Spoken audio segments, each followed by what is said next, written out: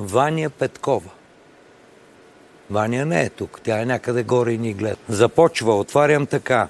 Аз вярвам в Бог и единственият феномен, от когото се страхуваме, е Бог. Никой човешко същество не е в състояние да му оплаши сега, в тази възраст, в това положение и разбиране на нещата. Ще се чете от много хора тази книга. Как се стигна? Надявам се. До нея? Пътят беше много дълъг. Ако трябва да поясним на нашите зрители целият път, който изминах с този роман Бог и любов, едва ли ще ни стигне ефира, но ще гледам да се събера в някакви рамки. Аз мисля, че направихме най-правилното с моето семейство. За първи път след 15 години от кончината ние издадахме Ваня Петкова. Ваня Петкова беше преиздадена с тази уникална антология Аз съм Сириус. Подбрахме 5 нейни стихосбирки от най-известните. Не просто ги съединихме, а от тези 5 стихосбирки избрахме 100 стихотворения, най-доброто от най-доброто. Тук има и любовна лирика, тук има и последната и стихосбирка пиратски стихове, посветена на Джони Деп. Тук е и Венсеремус, политическите буйни стихотворения. Тук са и еротичните стихотворения, които на времето бай Тошо ги забрани и после и каза: Ванче, Ванче, ти си голема работа. Не го имитирам както ти го имитираш, но се постарах. И как се стигна до тук, ми зададахте въпрос. Това е Джони Деп. Ние, извинявам се само и за зрителите, ще вървят снимки, ние ще си говорим, няма да обясняваме какво има, докато върви разговора, нека върват. Това е стихотворението, което тя посвети в книгата на Джони Деп, и портрета, който синът ми, който сега работи с мен, го нарисува едва 10 годишен. Сега той е професионален вече художник, актьор, режисьор и автор на тези 2 забележителни корици. Негово дело са корицата, както и на Бог е любов. А Бог е любов е един роман, всъщност това е една автобиографична сага, която Ваня Петкова скрива дълбоко, скрива от себе си, скрива от вас, скрива от нас, семейството и от всички. Пише романа между 77, не повече от 25 години го пише, тя сама е казала в предговора. 77-89 година е разгара на писането и 89 година го скрива. Първо го скрива веднъж от предишната власт, защото когато се прочете този роман, който е абсолютна автобиография, аз съм редактор, Исак Гозес, нашият общ приятел, беше първият читател и написа блестящия послеслов и рецензент на романа.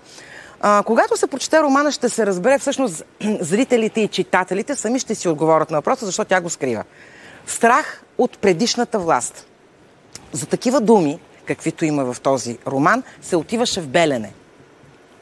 И сега вече ще запушеме устата на всички онези, които псевдописачи я опрекваха, че била тоталитарна поетеса и така нататък. Ето я истината. Аз на 1 ноември, в Деня на будителите, събудих България с една истина. Защото Ваня Петкова е за историята на литературата и историята на България, тя е един от будителите. Но този 1 ноември наистина се събудихме с една уникална автобиографична истина с незавършеният роман Бог е любов. Аз го намерих 5 години след кончената й. Как да попитам как се случи? Значи в завещанието й тя написа: къщата ми в село Езерово да се превърне в музей на моята личност и творчество. 5 години аз бях в някаква апатия и нищо не пипах. Всичко беше оставено така, дори пайоджините стояха по прозорците, нищо не пипах.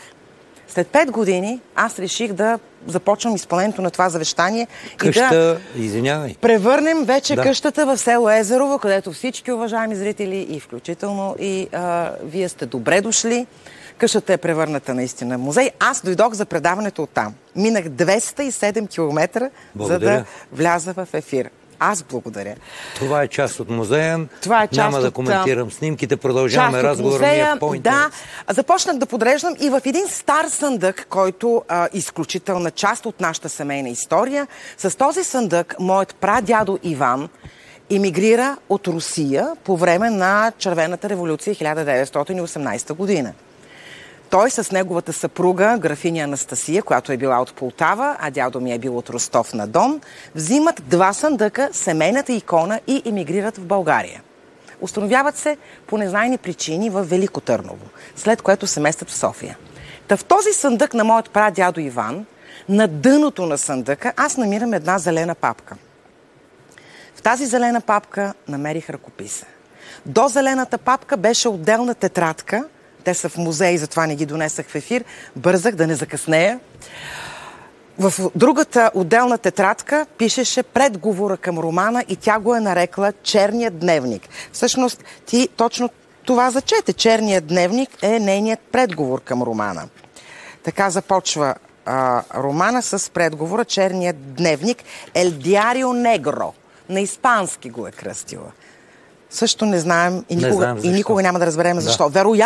Вероятно го е писала точно Черният дневник, предговора, когато е била в Куба. Ние бяхме в Куба от 72 до 78 година. Да. Ето обяснението. Виж как хронологично върнахме всичко. Там намерих папката с романа и тетрадката с предговора. Седнах на пода и започнах да чета. Когато прочетах романа и предговора, затворих ги и отново ги върнах в съндъка и ги скрих, уважаеми зрители, за още 10 години. Причина. Тя ги е скрила от едната власт, после ги е скрила 89-та година от новодошлата демокрация, защото много неща ни й харесаха и тя ги предричаше. Това ли ще бъде тази демокрация, за която всички се борим и я желаем? Също скри тогава романа 89-та. Аз го скрих, защото сметнах, че все още не е време истината да види бял свят. Но винаги истината рано или късно излиза на бял свят. Вероятно по Божия промисъл, когато Бог реши.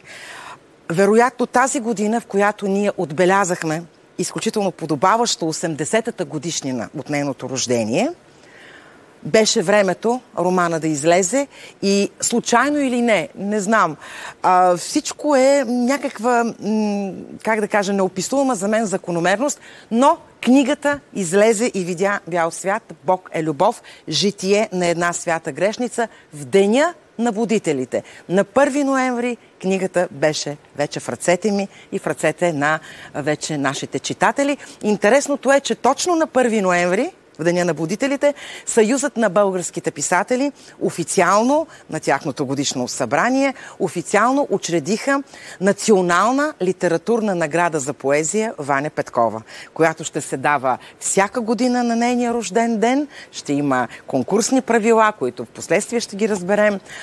Вече се работи по изключителната статуетка. Работи невероятният скулптор Гроздан Грозев. Почти е на финала. Така че, ето такива интересни неща се случиха тази година, в която отбелязахме 80-та годишнина на Ваня Петкова. Мога да ти благодаря и да се радвам, че рано или късно истинските неща се появяват на бял свят. Тази истина ще бъде за много хора, които едно време говореха неща, които не са верни. Аз не знам след тази истина дали някой ще му се надигне ръката да продължава да пише врели не кипели, но житие на една свята грешница, това наистина този автобиографичен роман е наистина едно житие, една изповед. По-скоро изповед. Ето аз, като също пишеш човек, ако трябва да ме попиташ какъв жанр, все пак в какъв жанр е написан този роман? Жанра е изповед. Тя се изповядва на читателите, на всички нас. Това е една изповед на една изключително талантлива личност в романа, която има много тежък живот. Всъщност мога да издам, ако имаме време, малко тайни от романа. Нали? Вадиме истината на бял свят. А за тези, които не са били на премиерата, която беше през ноември, на 14 ноември, ние направихме един грандиозен спектакъл в литературен клуб Перото, но той може да се види вече в YouTube. Героинята, тук има 2 главни героини. Олга Жицка и Нина Котленко. И двете са емигрантки от някогашна царска Русия, но вече родени в България. Т.е. техните предци са емигранти. Олга Жицка е лекар-психиатър. Нина Котленко е известна, световно известна певица, която напуска България и след време се връща на българската сцена. Всъщност и двете героини, и Олга Жицка, психиатърката, и Нина Котленко са Ваня Петкова.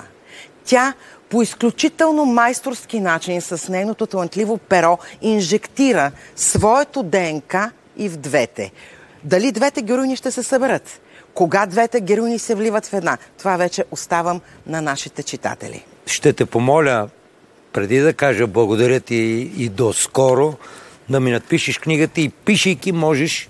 Благодаря ти. Човек, който обичаш да се смееш, аз също обичам чувството за хумор.